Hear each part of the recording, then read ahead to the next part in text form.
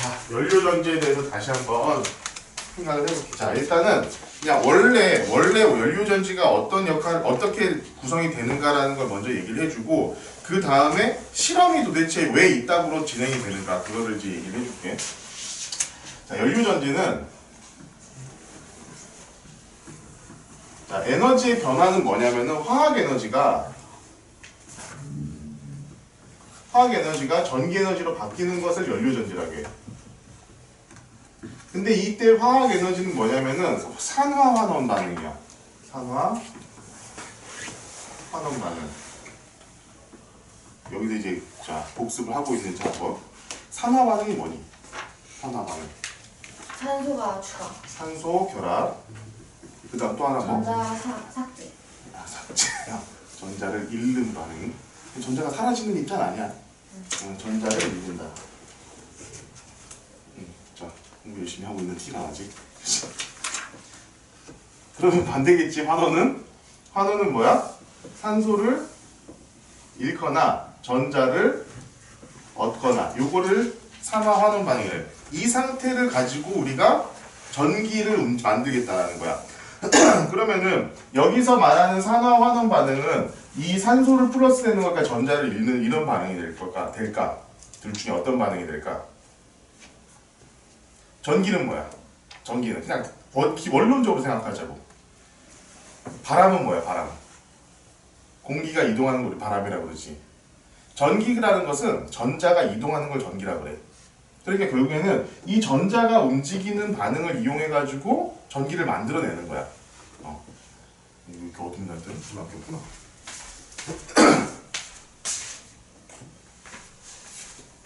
별반 차이가 없네. 자, 이 상태로 우리가 지금 그림을 그려가지고 여기 있는 것대로 한번 해볼게. 자, 사실은 조금 이렇게 너무 단순한 얘기는 아니야, 정말로. 되게 좀 어려운 얘기고, 좀 사실 쉬운 얘기는 아니야. 자, 우리 여기를 뭐라고 하냐면은, 연료극이라고 불러. 그래서 사실은 연료전지 하면은, 이 연료를 뭐로 쓰느냐에 따라서 이름이 다 달라. 근데 여기서 나오는 것은 이 연료를 뭐로 쓰고 있니? 그 뭐 집어넣고 있니? 수소. 298페이지. 그걸로 가서 상관없겠다. 여기 이쪽에서 먼저 298페이지에서 먼저 좀 보면서 밑에 입장에서 자, 수소를 넣는다는 거예요. 수소를. 그래가지고 실제로 우리가 배우고 있는 건 정확하게 얘기하자면 수소 연료전지야. 안 나오냐? 자, 그럼 연료극에는 수소를 집어넣어줘. 그러면은 자, 요 안에는 전해질이라는 게 있어. 우리가 보통 전해질하면은 그냥 물에다가 예를 들어서 소금 같은 걸 약간 녹인다거나 이렇게 해가지고 물 속에서 전기가 흐르게끔 만들어주는 걸 우리 전해질이라고 얘기하거든. 간단하게 얘기하자면 그래. 그런데 실제 연료전지에서는 이것을 그런 용액을 쓰고 그런 게 아니야. 그 나피온 멤브레인이라고 해가지고 듀폰사라고 혹시 아니? 그 화학 기업 중에 굉장히 유명한 기업이야. 듀퐁. 모르니? 나일론을 개발한 그런 회사일 거야. 내가 알기로 기억하기로는. 그 프랑스 회사고, 그 듀폰사에서 나온 나피온 멤브레인이라는 걸 쓰는 걸로 내가 알고 있어. 예전에 한번 나 이거 공부할 때 이렇게 내가 그냥 이거 너희들 연료 가르치려고 공부하는 거 아니라 연료 전지에 대해서 공부할 때 이것이 그냥 어떤 천이야, 천. 근데 이 천이 어떤 역할을 하냐면은 수소 이온은 통과를 시키는데 전자는 통과를 안 시켜. 이런 특징을 가지고 있어. 그냥 얘는 봐봐. 수소 이온은 통과를 시키는데 전자는 통과를 안 시켜. 이런 특징이 그냥 있는 거야. 이거에 대해서 너무 심각하게 생각하지 마. 나도 이건 모르겠더라고 잘. 그런 특징이 있는 막이래. 막 멤브레인이 막이잖아. 맞냐? 나 영어 잘 못하잖아. 영어 잘하는 애들 많잖아. 멤브레인이 막이냐? 그래요. 맞아요. 맞을 거야 아마. 어떤 북의 표면 이런 것들 우리 멤브레인이라고 부르잖아. 내 발음이 구려서 그런 거야 혹시? 찾아봐 나중에. 이 무슨 나피온, 내 지금 기억에는 있는 나피온 멤브레인이라는 게 있었어. 이것을 통해 가지고 여기 이 수소 이온 같은 경우에는 통과를 하지만 전자 같은 경우는 통과를 못해. 자, 그다음 여기는 우리 뭐라고 하냐면 공기극이라고 그래. 이쪽에다가는 그냥 공기를 주입하는 거야, 그냥. 근데 공기 중에 가장 많은 게 질소고 그 다음에 있는 게 산소잖아. 그래서 우리는 여기서 산소를 선택적으로 투입을 시켜주는 거야. 그러면은 자, 여기 그게 하나 생겼어. 여기 그게 하나 생겼어. 그러면은 자, 여기서 애들이 제일 헷갈려하는 부분이 이거야. 근데 이것을 그냥 심각하게 받아들이지 말라고. 뭐냐면은 수소를 집어넣으면은 이 수소극에서 이 연료극에서는 어떤 일이 벌어지냐면은 수소하고 전자가 떨어져. 수소 이온과 전자로 분리가 된다는 거야. 자, 여기는 전자와 수소 이온으로 이렇게 분리가 돼. 이게 왜 그러느냐? 그걸 너희들이 알 수가 없어. 여기서 여기에서 왜 분리가 됩니까? 라고 질문하면 그거에 대해서 너희들한테 내가 대답을 해줄 수가 없어. 왜 그러냐면은 촉매라는 게 있어. 여기에는 실제로 이 연료전지 키트 안에 보면은 여기 촉매가 들어있는데 이 촉매가 이 역할을 해. 그냥 이것을 두 개를 분리시키는 역할을 해. 가장 대표적인 촉매가 뭐냐면은 PT야. PT가 뭐니? 뭘까요? 플라스틱. 이거 백금. 이 원소기호 백금이잖아, 백금. PT가 원소기호 백금이야. 백금이 어떤 역할을 하냐면은 수소 이온과 수소 전자로 분리시키는 역할을 해. 그러니까 이것이 너희들에게 알 수 없는 부분이라는 거야. 근데 얘가 PT가 이게 백금만 분리시키는 게 아니라 질소랑 산소, NO 같은 경우도 N과 O로 분리를 시켜. 근데 NO가 뭐냐면은 질소산화물이라고 그래가지고 가장 대기오염의 주범이야. 이거 배기가스에서 제일 많이 나와. 자동차 배기가스에서. 그래서 그 너희들 뭐 자동차는 잘 모르지. 마우라 이렇게 배기가스 나오는데 보면 이렇게 큰 이렇게 소리를 줄여주는 그 데가 거기에 있어. 그 배기가스에서 얘를 줄여주기 위해서 거기에 백금이 들어가 있어. 마우라에. 그래가지고 얘네들을 이렇게 분리시켜가지고 배출시켜주는 거야. 그래서 이제 대기오염을 좀 줄이려고. 근데 나중에 뭐 백금 촉매 이런 거 한번 뭐 인터넷에 쳐보면은 내가 쳐보라는 거 좀 쳐보니? 한번 해봐. 백금 촉매 이런 거 쳐보면은 보통 자동차 배기가스를 이렇게 분해시키는 걸로 제일 많이 나와. 자, 이것을 알려고 하지 말라고. 그냥 여기 백금이라는 것들이 이 연료극에 있는데 그 백금이 하는 역할이 뭐냐면은 이 수소 H2를 H 플러스 전자 이렇게 분해시키는 역할을 하는 거야. 그냥 여기서. 그러니까 여기에서는 내가 너희들 더 이상 질문을 하지 마. 그냥 그렇게 돼. 그래서 사실 연료전지기가 굉장히 좋아. 왜냐하면 연료 효율이 굉장히 높거든. 얘 같은 경우에는. 이게 사실 뭐 여기서 날아갈 게 없거든. 날아갈 거 하나가 딱 열이야, 열. 근데 그 열이 어디서 잡아주냐면은 나오는 물이 생성되잖아. 이 물이 그 열을 갖고 나와. 그래가지고 이 물 자체도 난방 용도로 사용할 수가 있어. 굉장히 이게 효율이 높다고. 그런데 못 쓰는 이유가 뭐냐면은 내가 못 쓰는 이유 하나 단점으로 해가지고 지난 시간에 얘기해줬던 거 딱 그거 하나만 얘기해줬던 것 같아. 수소 위험하다. 생산 단가가 비싸고 이동이 굉장히 위험하다. 요 얘기만 해줬는데 플러스 해가지고 사실은 여기에 이 얘기가 안 나와 있으니까 그 얘기를 못 해주는 거야. 이 백금이 너무 비싸. 이 촉매가 많아 있어야지 비싸진다고. 있어야지 효율이 높아지는데 이 촉매 이온 백금이 너무 비싸다 보니까 이 연료전 자체가 너무 비싸지는 거야. 그래서 이 연료전지 같은 경우에는 어떻게 해야 되냐면은 그 용량을 엄청 크게 만들어야 돼. 그러면은 이렇게 분해시키는 데는 딱 두 가지의 어떤 핵심 그 원리가 들어가야 되는데 첫 번째는 열이 엄청나게 높아지면은 수소 이온과 전자로 분리가 돼. 수소가 이게 헬이 된다고 하는 거야. 이게 근데 실제로 온도가 600도 이상이 돼야지 분해가 되기 시작해. 그렇게 되면 그 전에 막 수소가 폭발할 수도 있어. 굉장히 위험해. 그래서 이거 같은 경우는 연료전지 발전소에서는 이걸 사용할 수 있어. 열을. 그런데 실제로 이렇게 우리가 자동차 같은 데서 수소 자동차 쓰지. 수소 자동차 혹시 들어본 적 있지? 그 수소 자동차가 요거 쓰는 거야. 연료전지 써가지고 모터를 돌리는 거야. 두 번째는 뭐냐면은 촉매. 열을 사용하려면은 이것은 소형에서는 불가능해. 굉장히 뜨거워지기 때문에. 그래서 이것은 사용을 못해. 자동차라든가 이런 개인 가정집에서는. 그럼 사용할 수 있는 게 결국 이 촉매라는 걸 이용해야 되는데 이 백금 촉매가 워낙 비싸다 보니까 사용하기가 굉장히 어려운 거야 사실은. 비싸지는. 지금은 너네 나좀 백금 촉매 같은 거, 연료전지 백금 촉매 이런 거 검색해보면은 백금 촉매를 대신할 만한 굉장히 좋은 촉매를 발견했다 막 이런 연구 기사가 되게 많이 떠. 논문도 많이 있고. 그래서 이제 그 백금보다 훨씬 비용을 저렴하게. 그러니까 이 연료전지를 우리가 좀 활용을 하려고 한다고 한다면 사실은 이 촉매 가격을 가장 낮추는 게 가장 관건이야 지금 현재로서는. 수소는 전 우주에 넘쳐나잖아. 그치? 그래가지고 요거를 이용하면은 전 우주를 여행할 때 수소가 넘쳐나는 수소를 이용해가지고 우리가 뭔가 이렇게 뭐라고 하니? 그 우주 여행을 할 수 있지 않느냐 이런 얘기도 되게 많이 나와 실제로. 자, 어쨌든 중요한 건 여기야. 자, 일단 여기서 봐봐. 여기는 전자와 이 연료극에서는 이 원자가 들어가가지고 수소 분자가 들어가가지고 수소 이온과 전자로 바뀐다. 이게 가장 핵심이야. 그러면은 자, 이 이후에 봅시다. 얘는 봐봐. 전자는 일로 통과를 못 한다고. 이 전해질이라고 하는 애, 이 멤브레인이 나피온 멤브레인이라는 요놈이 이 전자를 일로 통과를 못 시켜. 근데 수소는 일로 통과가 가능해. 수소가 통과가 이렇게 가능해. 이렇게. 그럼 얘는 봐봐. 얘는 전자는 일로 못 가니까 어쨌든 계속 공급은 되고 있고 일로 움직여야 돼. 전자가. 그치? 전자는 전해져 있는 일로 움직인다고. 그러면은 우리 뭐 할까? 전기가 흐른다면은 전기는 전자가 움직이는 게 전기가 흐르는 거잖아. 그래서 여기에 전기가 흐르는 거야.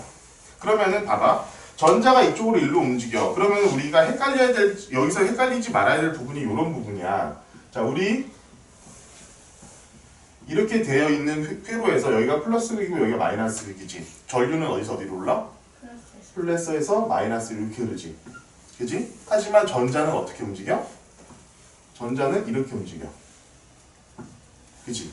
실제로 전자가 움직이는 방향과 전류가 흐르는 방향은 반대야. 이것 때문에 굉장히 사실 전자공학 하는 사람들이 처음 헷갈려 하는 부분이 이거야. 전류라는 것은 실제로 없어. 자, 미안하지만. 전류라는 건 없어. 그냥 전자가 흐르는 게 전류인데 그것을 우리가 옛날부터 그냥 플러스에서 마이너스로 가는 거라고 생각을 하고 있었기 때문에 모든 공식이 거기에 맞춰져 있다고. 근데 실제로 나중에 양자역학을 해보고 전자의 움직임이라는 걸 확인해 보니까 거꾸로 움직이더라 이거야. 그럼 이제까지 우리가 알고 있었던 거를 다 바꿔야 되잖아. 그런데 그걸 바꾸지 않는 대신에 그냥 공식에다 마이너스를 붙이기 시작했어. 그게 지금 현재 너희들이 배우고 있는 전자기학이야. 배우진 않았지.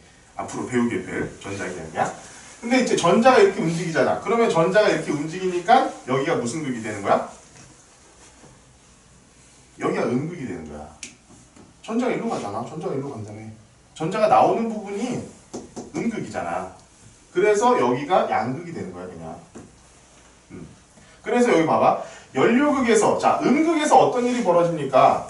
여기서 어떤 일이 벌어집니까? 이건 뭐야? 수소가, 수소 이온과 전자로 바뀝니다. 이게 지금 음극에서 일어나고 있는 일이야. 음극 내지는 연료극.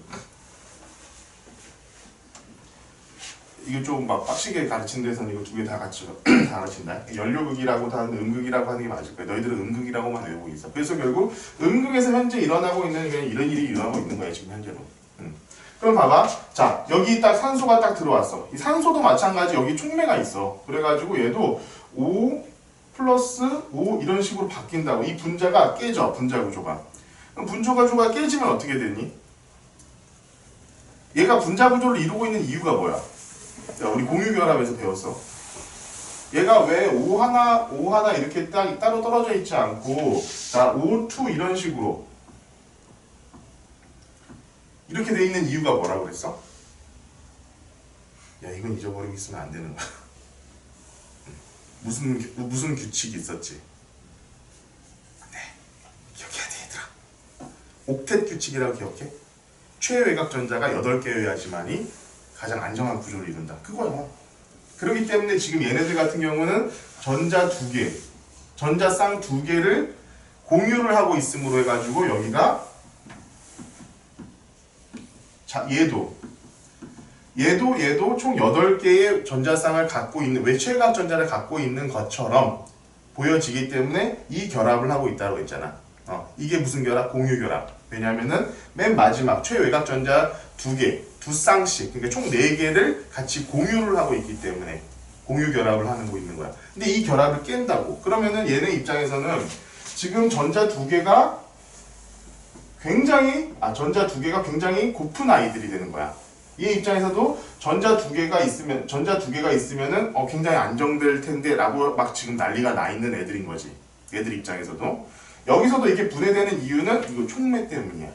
촉매가 얘네를 분해시켜 놓은 거야. 그러면은 얘 입장에서는 자 봐봐, 얘가 지금 들어왔잖아. 얘랑 얼른 만나는 거야. 이렇게 이 전자랑 얼른 만나버리는 거야. 근데 만나고 나면은 봐봐, 얘가 전자 두 개가 되면은 O2 마이너스 해가지고 이가 음이온이 되잖아. 전자 두 개를 만났어가지고 내가 안정됐으니까. 그러면은 내가 원자 상태로는 안정된 상태가 됐지만 전기적으로는 불안정한 상태라는 거야. 그치? 음이온이니까. 그때 딱 등장하는 게 여기 수소가 있잖아. 여기 수소까지 같이 수소까지 만나주는 거야. 그렇게 되면 뭔 일이 생기니? 이게 바로 물이 되는 거라고. 자, 이게 진짜 재밌는 거야. 봐봐. 그냥 수소를 넣었어. 그냥 수소를 넣어서 산소 만나가지고 물이 됐습니다. 이게 아니라 수소가 갑자기 분해가 돼가지고 이온과 전자가 따로 움직여가지고 나중에 다시 만나가지고 물이 나오는 거야. 이게 바로 수소 이온, 수소 연료 전지야. 그러면은 봐봐, 플러스 극에서는 어떤 일이 지금 벌어지고 있니? 자, 수소 이온이 하나 있고 전자가 있고 그 다음 산소가 있잖아. 산소가 이렇게 있는 거야.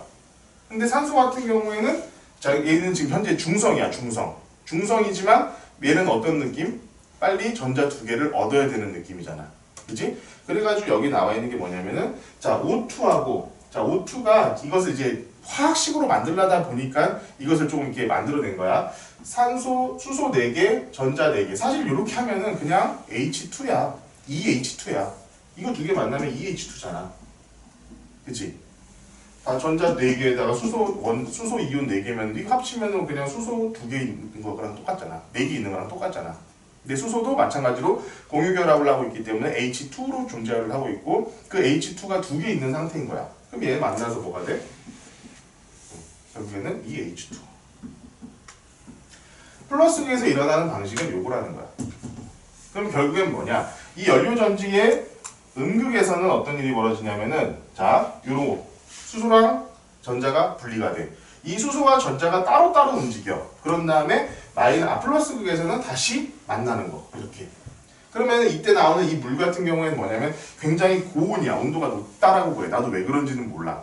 굉장히 온도가 높아가지고 이 고온의 물을 이용해가지고 난방을 이용할 수가 있대. 너희들 여기 다 지역 난방 쓰잖아. 물론 이걸 이용해가지고 지역 난방 쓰는 건 아닌데 지금 어쨌든 이런 식으로 우리가 문제를 해결할 수 있고 실질적으로 결국에는 여기서 일어나고 있는 모든 반응을 전부 다 종합을 해보자면 결국 그냥 요거 산소 만드는 거야. 이 H2로 플러스 O2 해가지고 이 H2O 이렇게 만드는 반응이 전체적으로 나온다라는 걸 기억을 하고 있으면 좋겠어. 자, 봅시다. 산화하는 반응은 어디서 일어나느냐? 여기서 일어나는 거야. 연료극과 음극과 양극에서. 음극에서는 뭐? H가 전자를 잃었지. 전자를 잃으면 뭐야? 여기서 전자를 잃었으니까 산화가 된 거야. 수소가 산화야. 여기서는 환원. 산소가 환원. 이렇게 되는 거야. 어렵냐? 이래서 내가 안 가르쳐 주려고 했었는데 정지영이 선생님 그따위로 가르치시니까 막 화를 내가지고. 네, 제가 그랬어요. 자, 그래서 일단은 지금 여기서 장점 단점 같은 거 쭉 나오는데 뭐 여기서 나오는 것들 다시 한번 얘기해 볼게. 봐봐. 화학 반응을 통해 전기 에너지를 생산하므로 효율이 높다. 이거 사실은 가장 좋은 건 여기서 가장 좋은 것은 효율이 없다야. 사실 연료전지의 그러니까 실제로 있잖아. 그 전기하는 사람들이나 에너지 하는 사람들 같은 경우에는 대부분의 경우 환경 오염을 별로 생각하지 않아. 정말로. 일단은 가장 효율이 좋은 것들을 무조건 찾으려고 노력을 해. 근데 이제 진짜 연료전지가 효율이 엄청 높대. 높대. 이 실제 60%가 넘는다고 그러더라고. 진짜 어마어마하게 높은 거거든, 그 정도면은. 그리고 나서 거기다 추가적으로 친환경이지. 뭐 나오는 그 부수물이라는 것 자체가 뭐야, 결국에는 물이잖아, 물. 근데 그 물조차도 굉장히 따뜻하기 때문에 난방수로도 이용을 할 수가 있다라는 거야.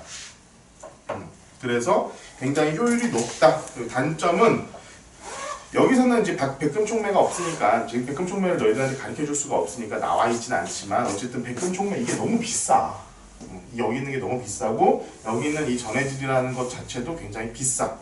그래가지고 이제 가격이 단가가 워낙 높다라는 게 일단 가장 큰 문제고 거기다가 수소도 워낙 위험해. 그러니까 순수한 수소를 분리해내는 것 자체가 굉장히 힘든 일이야. 돈이 굉장히 많이 들어가. 그렇게 돈이 많이 들어갈 뿐더러 거기다 플러스 해가지고 이것을 저장, 운반 같은 거 하는 경우에도 굉장히 힘들어. 그러니까 그 수소 연료차 같은 경우도 그 수소를 이렇게 밀봉해가지고 연료를 넣는데 그 연료통이 굉장히 안정성이 높아야 되고 그 폭발하지 않도록 여러 가지 조치를 취해야 되는 그런 여러 가지 단점이 있어. 그런 것들이 좀 문제다라는 거고. 자, 이것이 이제, 자, 요것이 원리야. 수소 연료 전지의 원리인데, 이놈의 실험은 이거 좀 지랄 같아요, 이게 사실은. 자, 이 실험을 내가 지금부터 얘기를 해주려고. 아니, 결국 너희들이 아마 한 번 정도 실험을 해볼 수는 있을 거야, 이거. 근데 이걸 해보면 있잖아. 여기에 불이 딱 들어온다고 그러잖아, 발광 다이오드에. 진짜로 들어오는지 안 들어오는지도 모를 정도로 미세하게 들어와. 잘 보이지도 않아, 정말로. 해보면. 이거는 뭐 혹시 뭐 유튜브 같은 데 보면은 이런 거 실험한 동영상 같은 거 있지 않을까 싶은데 내 개인적으로 예전에 한번 봤던 적이 있어. 그러니까 내가 실제로 해봤던 적이 있어서 이건 진짜 너무 야 이게 뭐야 전기가 흐르고 있는 게 맞아? 라는 생각이 들 정도로 진짜 굉장히 아주 미세하게 그냥 뭔가 들어오긴 들어왔나? 좀 이런 느낌 정도밖에 안 돼. 굉장히 이 실험에서 할 수 있는 건 굉장히 미세하다는 얘기야. 일단 그거부터 생각을 먼저 해야 돼.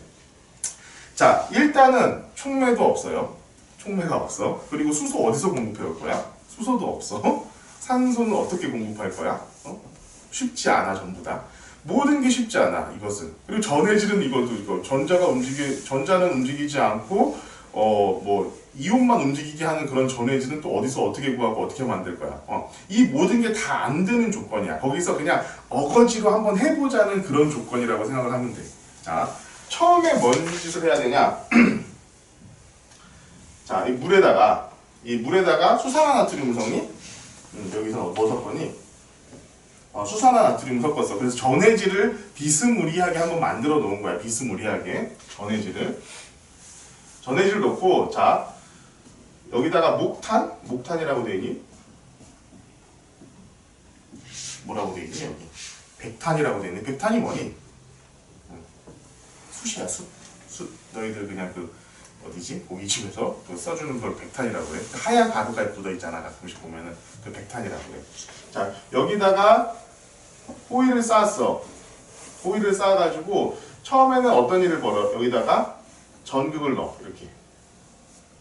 이게 왜 그러냐면은 인위적으로 수소와 산소를 만들어내려고 하는 거야. 자, 이게 물의 전기분해라는 건데. 자, 물은 뭘로 돼 있니? H랑 O로 돼 있어. 근데 H는 이 수산화 이온에서 어떤 식으로 되냐면 사실은 이것도 엄밀하게 말하면 굉장히 좀 틀린 얘기야. 정확하게 말하자면 좀 틀려. 물 속에서는 H 플러스와 OH 마이너스 이런 식으로 나뉘게 돼 있어.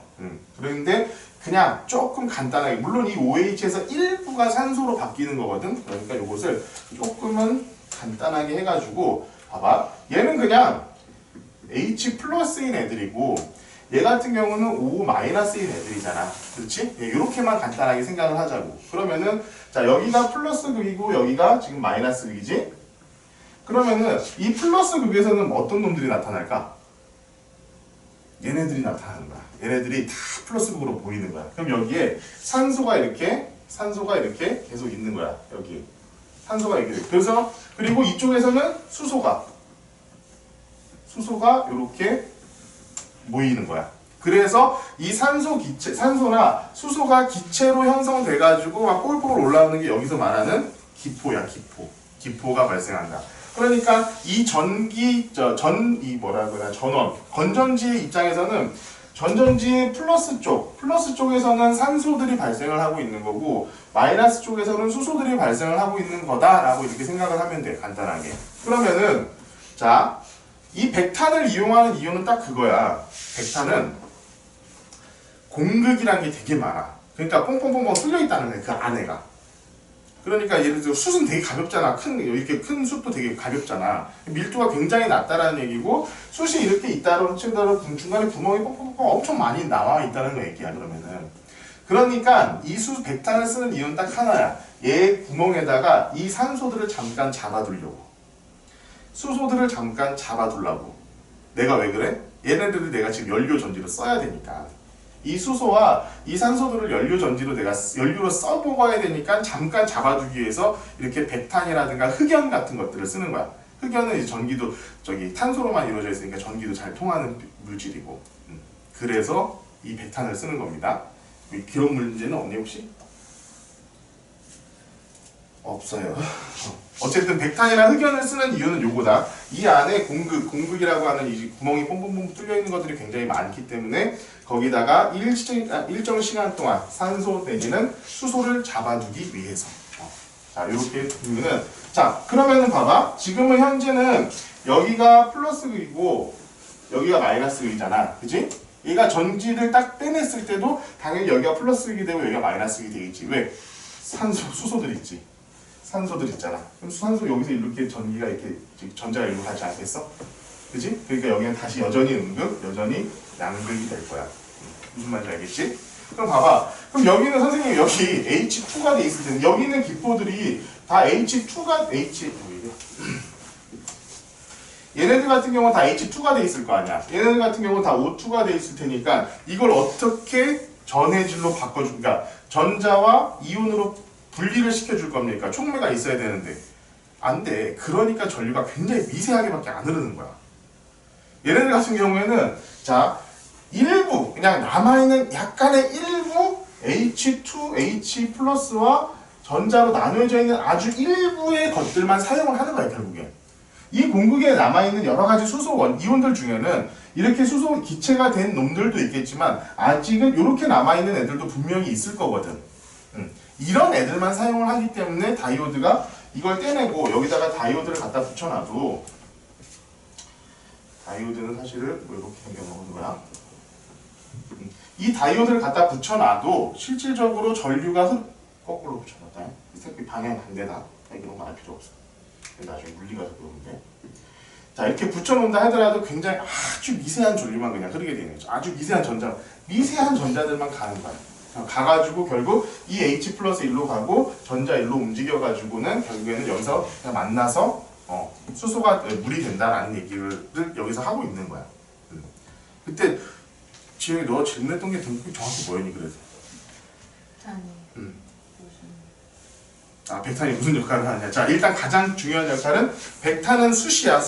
수시기 때문에 탄소로 이루어져 있어. 탄소로 거의 다 이루어져 있고 백탄 거기다가 공극이 굉장히 많기 때문에 백탄을 넣으면 그 안에 수소라든가 산소 그 기체들이 분자들이 굉장히 많이 그 안에 포함을 하게끔 돼 있어. 포함되어 있어. 그렇기 때문에 백탄을 이용하는 거야. 백탄 내지는 다른 책에서는 백탄 말고 흑연을 이용하는 것도 있어. 흑연이나 백탄이나 실제로 그 뭐 구조나 이런 것들은 완전 거의 똑같아. 목탄으로 너희들 이렇게 그림도 그리잖아. 그러면은 목탄화 이런 거 본 적 없니? 드로잉 같은 거 할 때 목탄으로 그리는 사람들도 되게 많이 있어. 그래서 왜? 그렇게 하는 사람들도 있으니까 그런 것처럼 이렇게 우리가 활용을 할 수 있다라는 거야. 자 알겠니? 이 실험이 어떤 식으로 이루어지는 건지? 요거 같은 경우에는 문제가 출제되는 거는 일단 연료전지의 장단점 요것이 나오는데 아마 촉매라는 것은 내가 알기로 화학 2에서 배워. 백금 촉매가 어떤 역할을 하는지는 화학 2에서 배우기 때문에 실제로 아마 여기서 그 촉매 얘기라든가 가격 얘기 이런 것들이 나올지 안 나올지는 사실 난 좀 낮다라고 생각이 들고 일단 가장 중요한 것은 요거 음극에서 어떤 일이 벌어지고 있는가 양극에서 어떤 일이 벌어지고 있는가 그리고 최종적으로 이 산화화동 반응의 결과물은 어떤 건가 요거를 좀 기억을 하고 있으면은 실제로 문제를 푸는 데는 큰 지장이 없을 거야 아마. 오케이? 됐지? 오케이? 정씨 이 정도면은 충분한 설명이 되셨어요? 아직 모자라? 뭐가 모자라? 물어봐. 들어와 진짜. 즐거운데. 야 그래도 야 여기 있는 애는 다 토탈해가지고 과학 갖고 와가지고 나한테 질문하는 건 얘밖에 없다. 그렇게 많이 보는데 그치? 자, 그래서 지금부터 오늘부터는 자, 오늘부터 해가지고 4시간 정도가 남았어. 4시간 정도는 내가 여기서 주로 지금 너희들이 시험에 출제되는 것들 중에 실험 같은 경우들이 출제가 되게 많이 되거든. 근데 그 실험은 통합과학은 이미 딱 정해져 있어. 어떤 실험을 해라라는 게 정해져 있기 때문에 지금 여기 나와 있는 실험들이 다 거기서 하게 되는 실험이야. 그래서 요거들을 쭉 앞에서부터 조금 얘기를 좀 해주려고 그러거든. 한번 봅시다.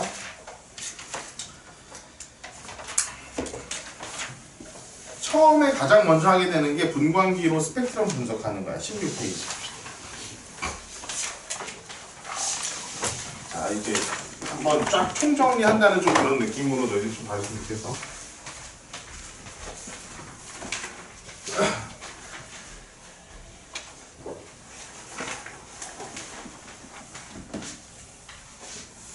나야 워낙 그냥 맨날 하는 사람이니까 익숙해가지고 너희들한테 익숙해서 쉬운 걸 수 있어. 난 익숙해 되게 매번 하는 거니까.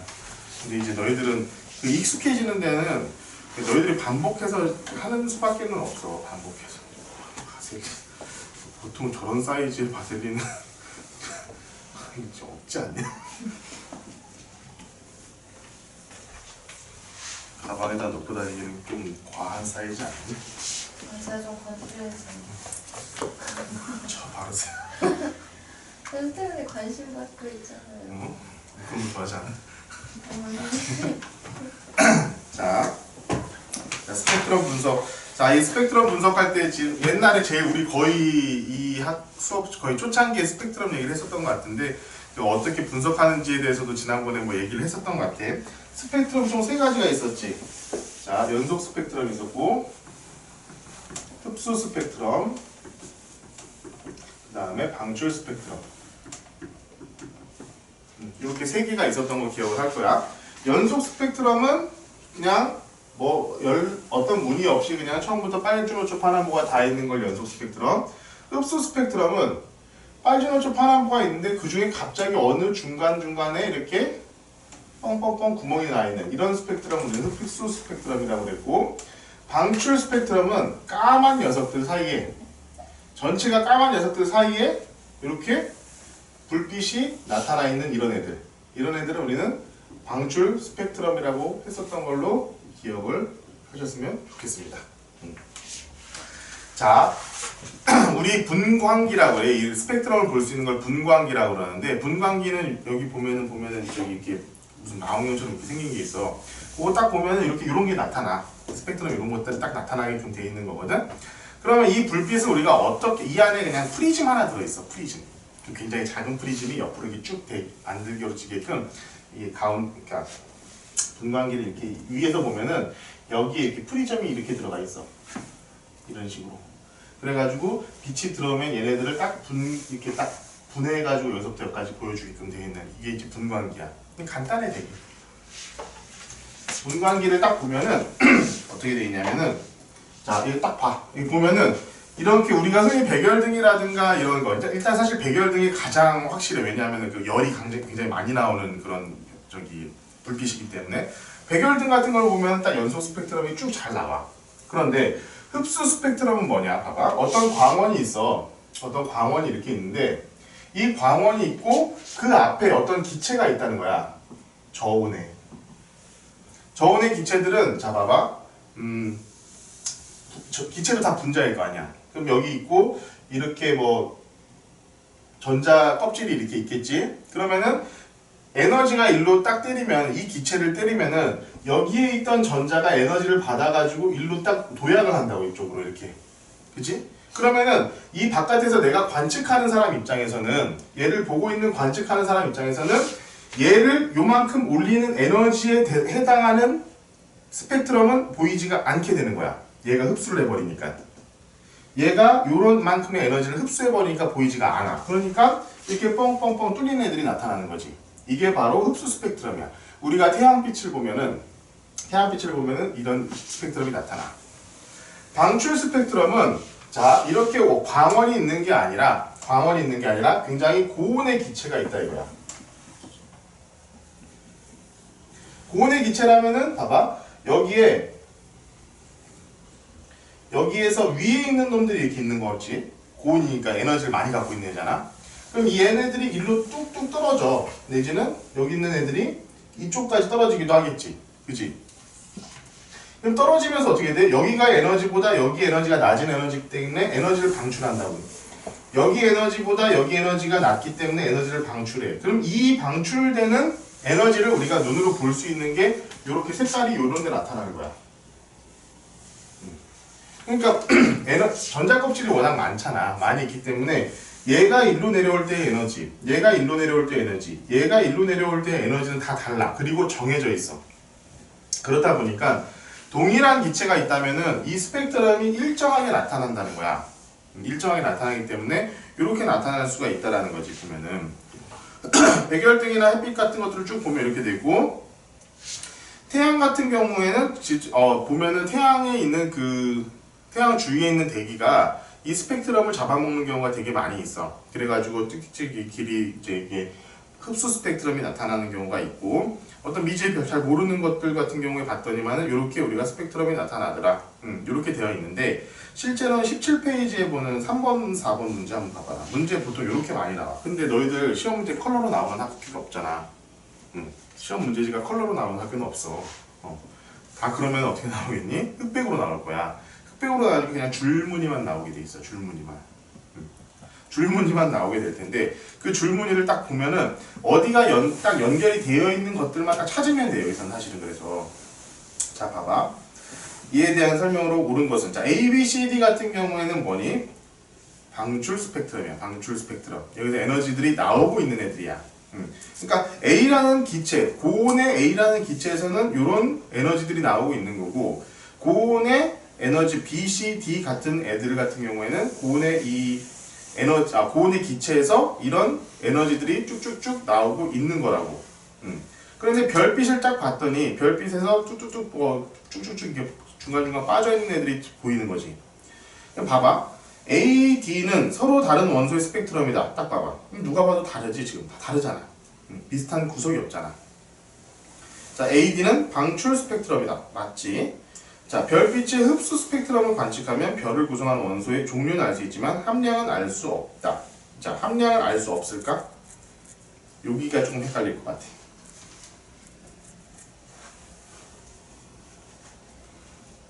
어떻게 알면 될까요? 알 수 있을까? 두께로. 아니야. 알 수 없어. 알 수 없어. 어떻게 알아? 어떻게 할 거야? 알 수 없다고. 두께라는 건 전혀 의미가 없어요. 여기서는. 두께라는 거는 여기서부터 이렇게 두꺼워지면 이게 많다고 그런 건 아니야. 왜냐하면은 그게 에너지가 그러니까 에너지는 양자잖아. 양자. 정해져 있는 양으로만 승부가 돼. 딱 여기서 내려가는 에너지는 딱 그 에너지밖에 안 돼. 그 에너지가 많으면 이게 두꺼워지는 게 아니라고. 여기서부터 여기까지 에너지가 예를 들어서 여기서부터 이 정도까지 에너지면 얘가 많아봐야 계속 여기만 없어지는 거야. 다른 것들은 더 생기거나 그러는 게 아니야. 그러니까 오히려 이게 까만 정도가 약간 조금 덜 까맣다라는 걸로 좀 생각을 해볼 수는 있지 않을까 싶은데 그것도 아니고 양은 알 수가 없다. 그래서 답은 여기까지 그냥 귀여운 예형이야. 귀여운 예. 그리고 내가 이거 가르쳐줄 때도 너희들한테 한번 얘기를 분명히 했어. 혹시 학교에서 이거 시험 문제를 낼 때 있잖아. 선생님하고 반드시 얘기를 해야 돼. 내가 얘기했지. 선생님하고는 어디서 얘기를 해야 된다? 교실에서 얘기를 해야 된다. 절대로 교무실 가가지고 선생님 이거 이렇게 하는 거 아닙니까? 라고 하면은 안 돼. 모든 학생들이 다 들은 상태로 선생님과 얘기를 해야 돼. 항상. 나중에 딴소리 하는 선생님들이 워낙 많으셔서 그래. 진짜로. 이게 너희들 봐봐. 중학교 때까지만 해도 너희들 별로 그런 생각 할 필요가 없었겠지만 고등학교 때부터는 너희들 진짜 모르겠다. 전쟁이야. 얘랑 전쟁이라고. 되게 친하게 지내고 있는 것 같아도 전쟁이야. 진짜. 등급 하나가 너희들 대학 갈 수 있는 게 결정이 나는 거고, 그 대학 가는 걸로 너희들 인생이 결정나. 고등학교 1학년 1학기 첫 중간고사부터 그게 결정이 난다고 니들은. 그러니까 되게 아닌 것 같으면서도 엄청 애들끼리 시험 점수 우리 때는 막 다 얘기해주고 막 그랬었던 것 같거든. 근데 지금 보면 시험 점수 성적 이런 거 절대 공개 안 하고, 자 내가 무슨 교재를 갖고 있다, 무슨 교재로 공부한다, 어느 학원 다닌다 이것도 얘기 안 해. 애들끼리는 그 정도야. 심각해. 그러니까 제일 친하게 지내는 것 같으면서도 진짜 그 안에서 정말 그 되게 장난 아니야 진짜로. 근데 봐봐, 너가 이제 혼자만 알고 싶어가지고 혼자 있잖아. 그러면 만약에 대다수가 다르게 알고 있을 경우는 선생님이 그거에 대해서 책임을 못 져. 그러니까 애들이 다 있는 데서 정확하게 얘기를 해주는 게 중요해. 이게 수학이 됐든 과학이 됐든 다른 과목이 됐든 간에. 그래서 물어봐 그냥. 좀 쪽팔리더라도. 자, 그래서 이런 거 지금 봐봐. A, B, C, D가 있고 별빛이 있어. 근데 이거 같은 경우는 너무 딱 아름답게 잘 나와 있는 타입이야. 이 정도 보면은. 쭉 봐봐. A 선 쭉 내려보니까 별빛이 있네. 세 개가 지금 다 정확히, 네 개가 정확히 다 지금 선으로 가 있지. B 같은 경우 없네. C 같은 경우 쭉쭉 내려와 봤더니 전부 다 있어. D도 정확히 다 있어. 그렇기 때문에 이 별 구성하고 있는 원소는 A, C, D라고 우리가 알 수 있는 거야. 이게 4번이 A, C, D가 돼야겠지, 그럼 당연히. 근데 중간에 봐봐. 이게 애매한 건 뭐냐면은 진짜 애매하게 진짜 하는 게 뭐냐면은 중간에 선 하나 두 개 없는 것도 있고 갑자기 생긴 것도 있음에도 불구하고 비슷하면은 그냥 있는 걸로 보는 게 정설이야. 그리고 실제로 천문학자들도 그런 식으로 연구를 해. 그건 확실해. 그러니까 여기서 잠깐 선생님 한 선 하나 두 개 정도 이렇게 없어도 되는 겁니까? 이 얘기를 정확히 하라고. 이 문제를 내실 거라면은. 근데 이게 작년인가 재작년 어느 고등학교에서 이것 때문에 좀 문제가 생겼던 적이 있어서 실제로. 아 이거 없는 거 아닙니까? 그러니까 전체가 다 있는데 선 두 개 정도가 이렇게 없는 거예요. 이게 이렇게 이제 너무 이렇게 뻔하게 나와 있다는 건 아니었고, 예를 들면 예를 들면 15페이지 한번 봐볼래? 15페이지에 있는 스펙트럼 보면은 탄소 스펙트럼 한번 봐봐라.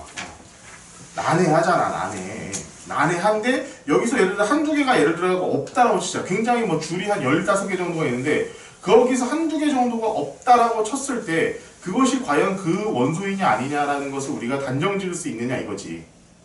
그것을 단정 지을 수가 없기 때문에 그거 갖고 학교에서 난리가 났었고, 그 난리가 난 학교에서 그 문제를 결국 취소했어. 그걸 취소했어. 그 문제를 취소했어. 그냥 그 문제 없었던 문제를 해버렸다고. 잘하는 아이지만 그거 취소시킨 게 나였어. 내가 가르쳤던 학생이 그 문제를 틀려왔거든. 그래가지고 내가 하면은 큰일 나잖아. 내가 학교에다 의의를 제기하면 큰일 나. 근데 그 학생을 통해서 내가 학생의 학부모님이 장난이 아니신 분이었거든. 정말로. 진짜 장난 아니, 진짜 파이팅 넘치시는 분이었거든. 학교에서 난리를 친 거야.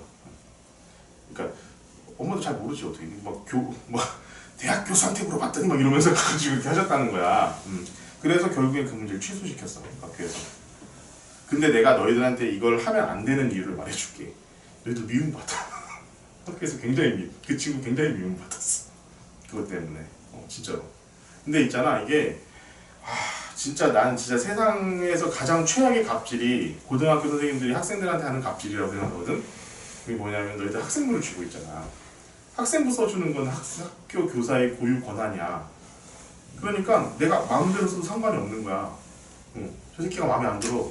그러면 너희들한테 진짜 세트가 알지, 세트. 세트기 뭐니? 과목별로 선생님이 그래, 아니 무슨 줄임말이니?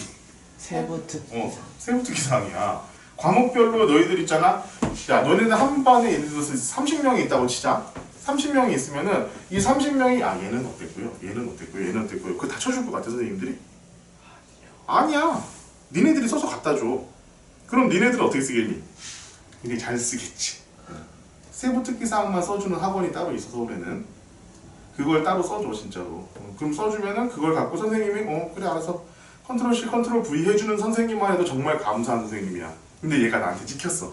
얘가 막 잘 쏘았어. 얘 안 됐는데 이렇게 버려. 그러면은 있잖아, 남들 세부특기사항 같은 세트 같은 경우 막 이만큼씩 해가지고 다른 학교에 그 학생부 올라갈 텐데 대학 들어갈 때 얘는 성실한 학생임 한 줄 들어가 있어. 그러면 학교에서는 뭐야 이 새끼 이렇게 되는 거야. 이런 애들은 학종에서 다 떨어져. 100% 다 떨어져. 그러니까 어떻게 해야 돼? 너희들은 울며 겨자 먹기로 선생님들한테 따라야 돼. 진짜 이게 최악이야 진짜. 난 진짜 천안여고에서 작년에 누가 봐도 오류였어. 누가 봐도 오류의 문제였고 결국 그 문제도 취소가 됐는데 그 취소시킨 애들 몇 명을 쟤 어느 학원 다니냐 막 찾아다녔다는 소문이 있었어. 그래, 그 정도야. 그러니까 내가 얘기하는 거야. 나중에 있잖아. 문제가 될 만한 소지가 있는 이런 과학 문제들은 내가 다 수학도 마찬가지고 다 얘기를 해줘. 그러면은 그것은 반드시 딱 선생님들하고 정확하게 학생들 다 있는 데서 확인을 한 다음에 시험을 보는 게 안전하다. 진짜야. 자, 요거가 지금 이 스펙트럼 같은 게 좀 애매한 부분들이 있기 때문에 반드시 좀 잘 기억을 해주고 있었으면 좋겠어요. 자, 그 다음 시험 나오는 거 봅시다.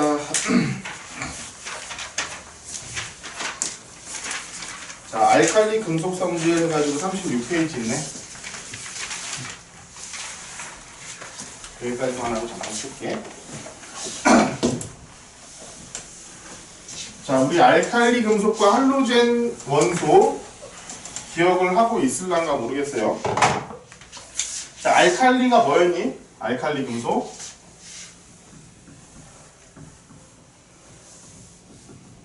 뭐지? 1쪽 금속이야. 1쪽 금속 원소.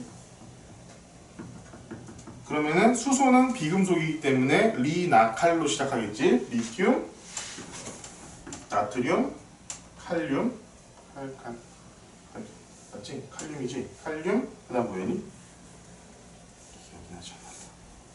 세슘 루비튬이지. 루비튬 세슘이. 세슘. 아, 비였지. 쌤 아닌데요? 아니지. 야, 나도 안 해요 이거. 프랑슘. 프랑슘? 우리 친구 아니야? 루비늄 맞네. 맞네. 프랑슘이 도대체 어디서 나온 거냐? 아이씨, 루비늄, 세슘. 프랑슘까지 외우지 마. 세슘까지 알면 돼. 자, 얘네들 뭐야? 알칼리 금속이라고 했지. 알칼리 금속의 가장 큰 특징은 결국 최외각 전자, 원자가 전자가 한 개다라는 거. 그러니까 리튬 같은 경우는 최외각 전자 하나가 있고, 나트륨 같은 경우는 이렇게 하나 더 여기에 하나가 있고, 칼륨 같은 경우는 하나, 둘, 셋 해가지고 여기 하나가 있고, 뭐 이런 식이라는 거야. 잘 기억을 하고 있어야 돼. 그럼 봐봐, 여러 가지 특징들이 있겠지만 이 전자를 얼른 떼내고자 하는 특징인 거야. 가장 중요한 특징은. 그럼 봐봐, 얘가 지금 당기고 있는 이 칼륨 안에 있는 이 뭐라고 하지? 양성자가 얘를 당기고 있는 힘하고 이 양성자가 얘를 당기고 있는 힘하고 어떤 게 더 세겠어? 얘가 훨씬 가깝잖아. 그치? 얘가 훨씬 멀리 있다고. 그러니까 얘네들은 떼어내기가 점점점 쉬워져. 그래서 밑으로 내려갈수록 반응성이 높다라고 그래.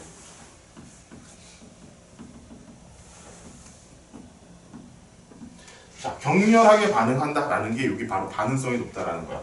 그리고 요거 물과 반응할 때, 그리고 공기와 반응할 때 요거 다 기억을 하고 있어야 된다고 그랬지. 자, 이 공식 기억하고 있자. 뭐냐? 화학식 기억하고 있니? 네? 아, 자, 지수 화학식. 뭐가요? 물과 결합한다. 자, 물과 결합. 물이요? H2O. 이거 분명히 어딘가 써놓으라고는 했을 거야. 분명히. 이거 외우고 있어야 돼, 이거 얘들아. 이렇게 내가 분명히 써놓으라고 했을 거야. EM과 EH2O 만나면은 EMOH 플러스 H2 이렇게 돼 있지 않니? 여기 어디 써있지 않으면 있잖아. 니들은 맞아야 돼. 내가 이걸 분명히 써놓으라고 어딘가에 써놓으라고 분명히 했을 거야. 여기 말고 딴 데라도 분명히 써놨을 거야. 이거 알고 있어야 돼. 이 M이 뭐냐면은 여기가 이제 알칼리 금속이야. 알칼리 여기에다가 리튬이 들어갈 수도 있고 나트륨이 들어갈 수도 있고 칼륨이 들어갈 루비늄 이런 것들이 들어갈 수가 있다고. 자, 4M 플러스 O2 이렇게 해가지고 2MO2. 자, 요것도 기억하고 있어야 돼. 자, 이게 왜 그러냐면은 물과 격렬히 반응한다 그랬지. 물과 반응해. 그리고 공기 중에 산소와도 굉장히 쉽게 반응을 하게 돼 있어.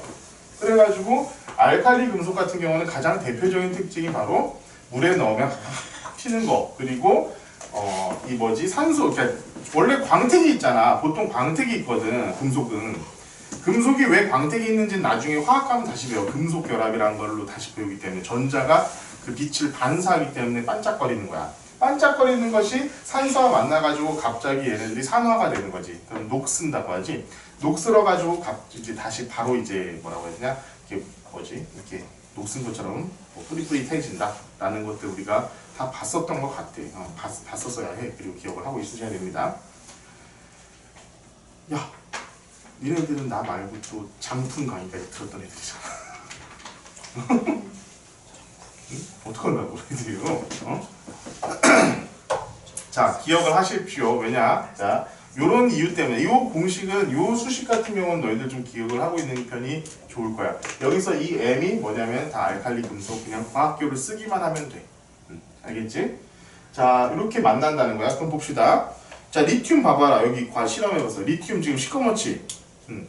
금속은 광택이 있다 그랬어. 금속은 광택이 있는데 얘는 지금 시커멓잖아. 왜냐면은 이 표면에 그 공기 중에 있는 산소가 굉장히 쉽게 결합해가지고 다 녹슬어 있어서 그래. 녹슬어 있어서.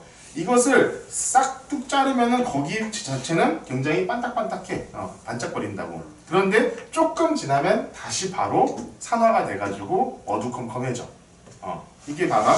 리튬 같은 거 자른 직후 반짝거리지만 시간이 지난 후 다시 거기도 어두워졌지. 바로 산화가 바로 이루어졌기 때문에 그래. 자, 봅시다. 물 플러스 페놀프탈레인 용액이래. 페놀프탈레인이 뭐니? 뭐를 검출하는 지시약이지? 수산화. 염기성. 아, 맞아, 수산화가 맞아. 수산화 물에 녹아가지고 수산화 이온을 내놓는 게 염기잖아. 염기라고 하잖아.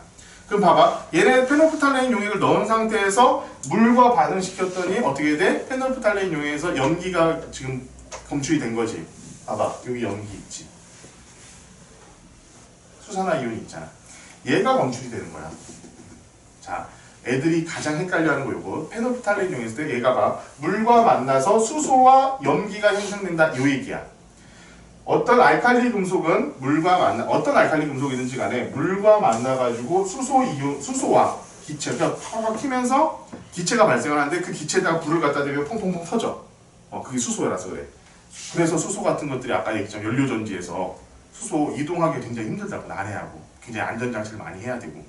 자, 수소와 염기가 생겨낸다. 염기가 뭐냐? 그래서 페놀프탈레인 용액을 무색에서 붉은색, 보라색으로 변하게 한다.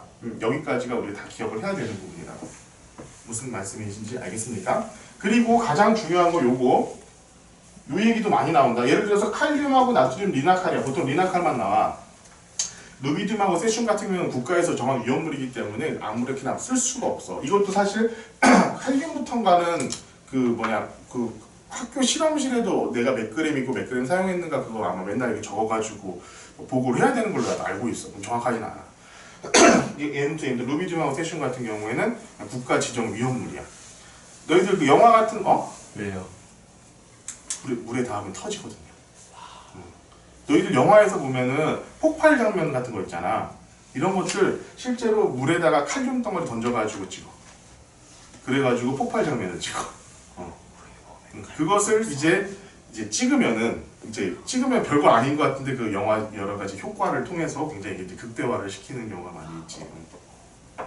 우리 몸에 있는 칼륨 정도로는요 폭발 안 일어나요. 걱정 안 하셔도 돼요.